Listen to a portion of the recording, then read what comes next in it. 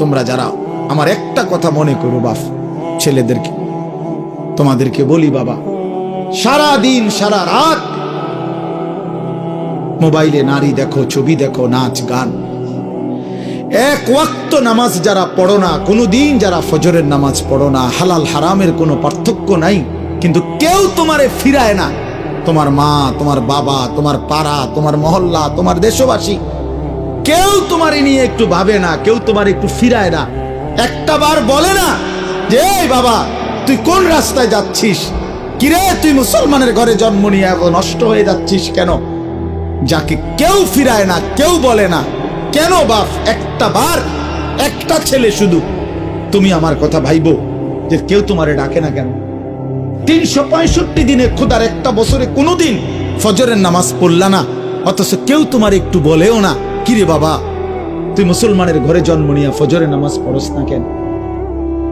সারাদিন রাত তুমি মোবাইলের মধ্যে নারী নিয়ে, ছবি নিয়ে পড়ে থাকো, কিন্তু আপন মা বাবা, আত্মীয় স্বজন, পাড়া পড়োশি কেউ তোমারে ফিরাইবার জন্য একটু ডাকেও না, বলেও না। এমন হয়ে গেল কেন তোমার জীবনটা? কেউ তোমারে বাঁচাইতে চায় না কেন?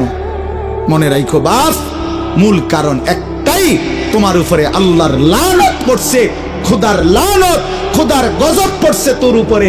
এই জন্য আল্লাহর লানত পড়ে যার উপরে, তার থেকে গোটা সৃষ্টি মুখ ফিরায় নেয়।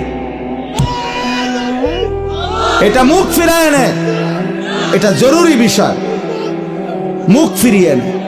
আমার মার বয়স এই মাত্র বললাম, আমার মা, আমি বললাম কিছুই বুঝে না, কিন্তু সেই মা আমার এখনো মনে আছে। একটা আশ্চর্য বিষয় হলো 75 বছরের কম হবে না আমার বয়স, মা আমার এখনো আমারে বলে, আমারে দেখলে বলে বা আমগরে বলে, আমার 44 বছর বয়স, আমার 4টা সন্তান আছে, আমি আজকে 21 বছরের চাইতে বেশি ওয়াজ মাহফিলে যাই আলহামদুলিল্লাহ, আল্লাহর দয়া। কিন্তু কসম আল্লাহর, মা এখনো আমারে বলে ফুত নামাজ পড়ছুনি, নামাজ পড়ছুনি। আমারে সব সময় বলে মা ফুত চাইও, মানুষের কত আনে মাহফিলে যাও, মানুষের লোকে চাইও টাকা পয়সা লইয়া, ঝামেলা করো না। কতবার যে কইছে এই কথা, এটা মা আমারে আমার জীবনে। কিরে বেটা, আমার 75 বছরের মা তো, আমি 44 বছরের ছেলে, আমি আমারে আজও ডাকে, তোরে কেন ডাকে না? তোর উপরে কোন খোদার লানত পড়ছে বেটা? এই জন্য তো অব্যাহত ভাবে চোখের সামনে ছেলেটা চরিত্রহীন হয়ে যাচ্ছে, লম্পট হয়ে যাচ্ছে, এক ওয়াক্ত নামাজ পড়ে না, কেউ তারে ডাকে না। আহা, কেন এমন হয়ে গেল বাপ? তুমি এত বড় বঞ্চিত হইলা কেন? বলো ভাইয়া, তুমি মনে করছো তুমি সুখের সাগরে হাবুডুবু খাচ্ছ? না ভাইয়া, তুমি তো ধ্বংসের সাগরে হাবুডুবু খাচ্ছ। তুমি তো ভাবছো তুমি বড় মজায় আছো, তোমার মাথার উপরে কারো ছায়া নাই, আসলে তো তোমার উপরে খোদার লানত। এই জন্য কেউ তোমারে ফিরাইবার চাচ্ছে না। এই জন্য বিবেক থাকলে আমার এই কথা ভাইব, বিবেক থাকলে, বিবেক থাকলে ভাইব। আমি তো ধমক দিলাম, তোমারে কেউ ধমক দেয় না কেন? কেন ধমক দেয় না? তোমারে কেউ ফেরায় না কেন? হ্যাঁ, এই জন্য দোস্ত দয়া করে এটা ভাবা উচিত, আমরা ইনসাফের সাথে আমাদের এটা ভাবা উচিত।